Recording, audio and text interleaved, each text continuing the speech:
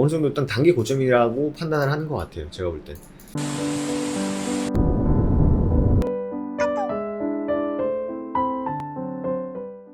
네, 반갑습니다. 허브경제TV입니다. 이번 시간에 같이 볼 종목은요, SKI 테크놀로지 한번 보도록 하겠습니다. 오늘 장 막판에 어떻게 보면 이제 급락이라고 볼 수 있죠. 굉장히 좀 큰 매도 물량이 나왔는데, 매도세가 나왔는데, 저도 보다가, 저도 이제 뭐 시장을 이렇게 쭉 보고 있는데, 계속적으로 이 구간을, 여기 22만 원이었어요. 여기를 이제 지켜주던 흐름을 보이다가, 갑자기 3시 이후였죠? 갑자기 3시 이후에 매도 물량이 쏟아지기 시작했습니다. 그래서 도대체 왜 갑자기 매도 물량이 나올까 생각을 해봤는데, 일단 뭐 가장 직관적으로 우리가 느낄 수 있는 거는 외국인들이 엄청 던진 거죠. 기관들도 던지고. 근데 사실 기관들이 요즘에 포지션이 굉장히 좀 일관적이지 못해가지고, 기관들이 끌어올리는 느낌보다는 MSCI 지수 편입 관련해가지고 그 기대감으로 외국인들이 좀 많이 계속적으로, 시장에서는, 우리나라 주식시장은 외국인들이 매도 물량이 많이 나가는데도 불구하고 SKI 테크놀로지 같은 경우에는 외국인들이 계속 들어왔었는데, 그게 이제 또 지수 편입 관련이다 라는 분석이 상당히 많았어요. 저도 이제 그걸로 생각을 했고, 근데 갑자기 던졌다? 갑자기 왜 던졌을까를 생각을 해보니까, 어쨌든 내일 IR이 있거든요.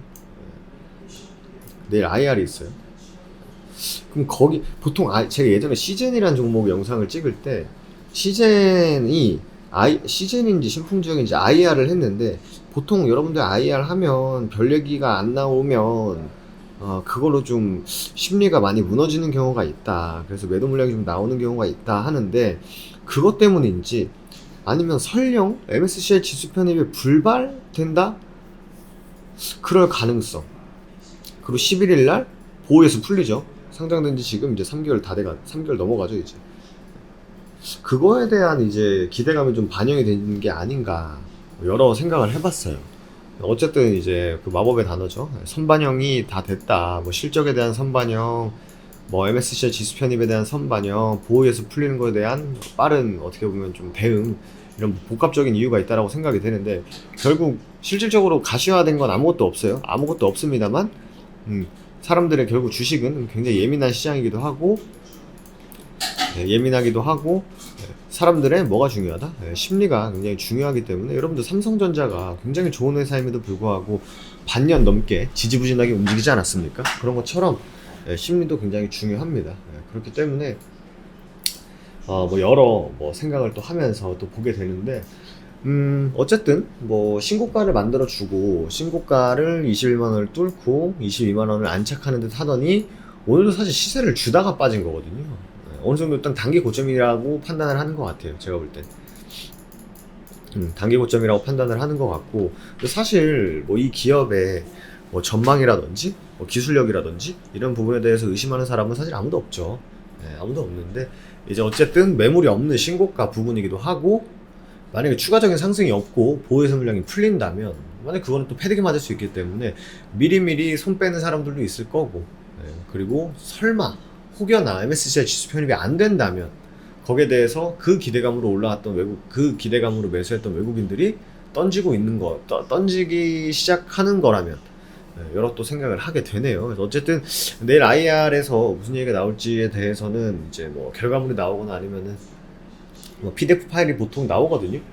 PDF 파일이 나오니까 그거 한번 보면서 얘기를 드리도록 하겠고, 일단은 21만원, 22만원 이 가격 구간에서 지지를 한번 일단은 보여줬다. 근데 만약에 21만원 라운드 피어원에 깬다면, 일단 하방은 열려있죠, 당연히. 왜냐면 급하게 많이 올라왔으니까. 가장 중요한 거는 단기 저점을 잡는 게 굉장히 중요하겠죠. 근데 지금 시장 분위기 자체가, 사실 SKI 테크놀로지만 외국인들이 매도 친 게 아니라, 오늘 전반적으로 시장에서 외국인들이 매도 물량이 많이 나왔어요. 아닌데? 코스피 외국인 매수인데 다 삼성전자 하이닉스로 들어간 거죠.